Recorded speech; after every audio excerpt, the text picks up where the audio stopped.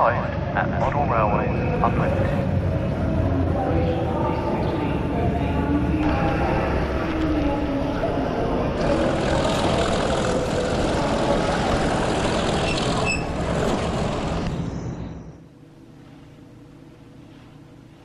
Good extremely wet Saturday afternoon to you. Saturday the 2nd of October 2021. So we're back on the workbench and it's time to service another loco because I've been at it again. Some of you will have seen a video I did about Malcolm's collection, and a chap called Adrian Emberton, who's been charged with selling off the large collection of his late relative. Well, I just couldn't resist when he put this one up for sale. You know I like WDs, and here we have one in 21st Army livery. As usual for locomotives from this particular collection, it is immaculate and virtually unused. The box says it's 32255 from Bachmann, of course, and it's an 07 WD 280 Austerity 21st Army Transport Group. So what was the 21st Army? That's their logo, so there should be some swords in that as well. It was an amalgamation formed in July 1943 for the planned invasion of France, of which this loco took part. And it was, as I say, amalgamation between two armies. First was the 2nd Army under control of the British, and then the 1st Canadian Army. So they put it together and called it the 21st Army Group. It was a busy old thing, and eventually was under the control of Montgomery himself. So what of this loco? Well, she was to service in August 1944. And she came out as 8697, and she was renumbered in January 1945 to 78697, as you see her. What I haven't been able to establish is where she was painted up in this livery. Now, she would be renumbered again in March 1947. She was renumbered to 3165. Then 63165, and eventually in September 1951 she became 90486. She would survive until April 1965, when she was sent for scrap. Right, so the question is, when did she get painted up like this?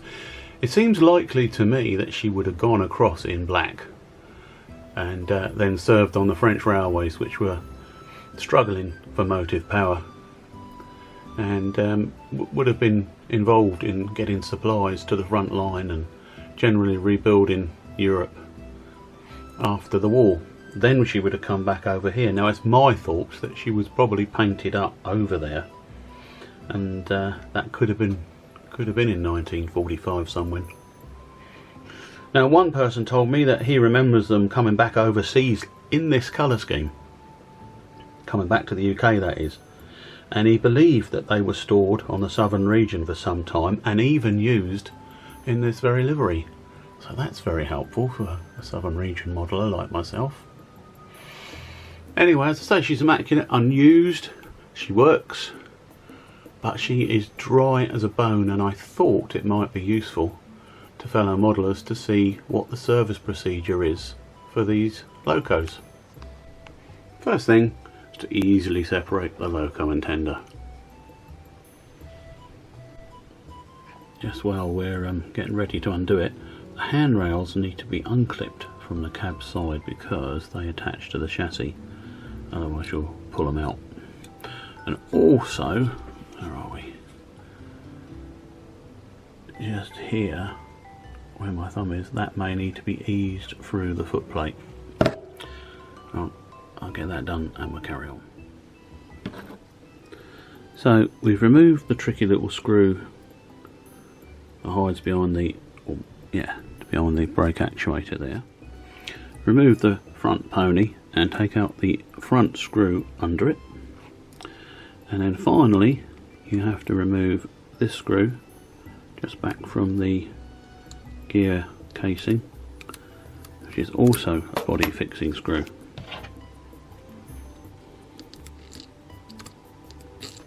As you can see, he's quite long.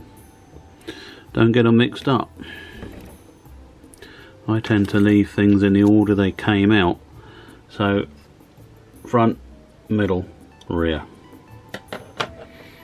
And now I'm going to try and get the body off. Remember to unclip the handrails. They just come out from the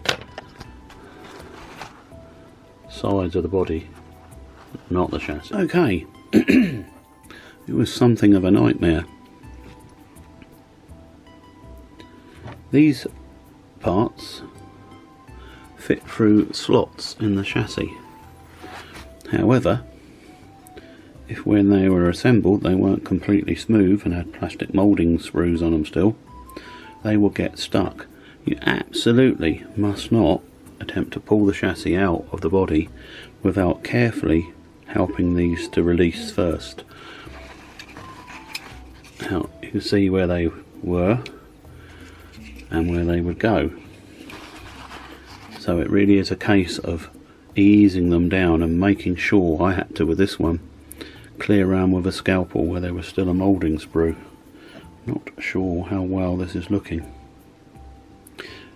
Anyway, that's a bit better for you. You can see now. So you can see the delicacy of it, and it's a vital part that makes your valve gear work. So you don't want to be pulling and stretching that, causing untold damage. Anyway, we've got it open, and there is the highly complicated motor and gear train. And as you can see, the grease has gone a bit icky.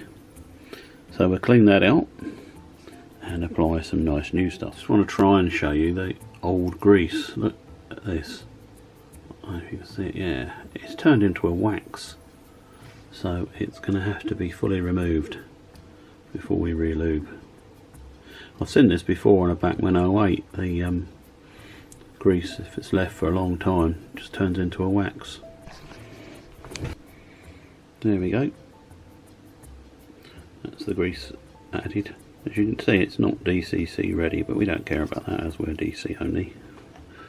I'll just mop up a few of the little bit of overspills, and then we'll reassemble, taking care again to make sure these engage properly. Okay, so I've removed the screws on the base plate, and one of the things you'll notice is that this middle pair of axles is sprung up, but also there was an awful lot of clag around that gear, which I'm going to clear off and then carefully put this back, having lubricated the axles.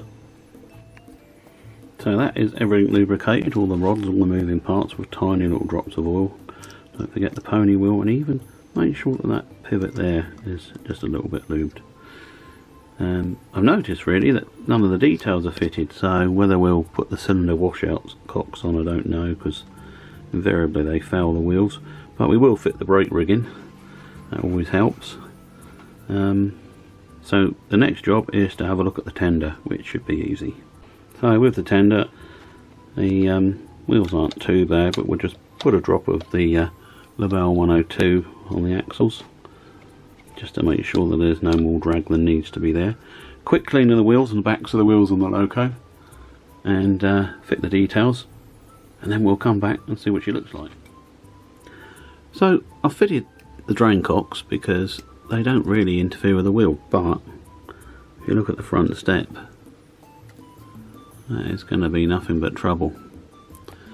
So whilst it would have been a nice feature to have, the front steps will not be fitted.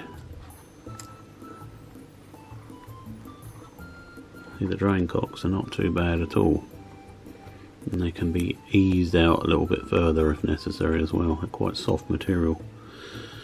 So they're on, they're fitted. That's good, always looks good.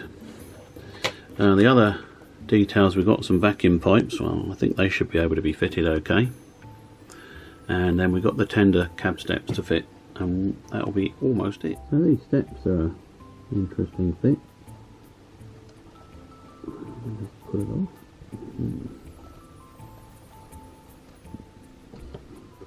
he seems to be keen to stay on there, but basically they've got offset pins at the top. See? And they can only go on one way. If you look on the other side, you can see the offset 2 holes here and then the single one here. So at least it makes it easier to locate them. And there we are, all done. Runs beautifully. See the tender steps there. Body, very keen to show up any finger marks. The slightest little bit of oil on your fingers, it shows it up beautifully.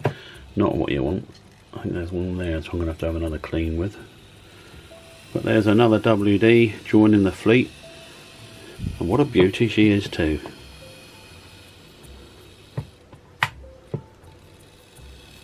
So that will be the video for now. I will do a running video of her on the layout another day. I bet you'll see in the C-class behind. Yep, it's another one waiting for a service. Another one from the same place. But there we go. They really are beautiful things, aren't they? Sounds like she's going to need a run-in.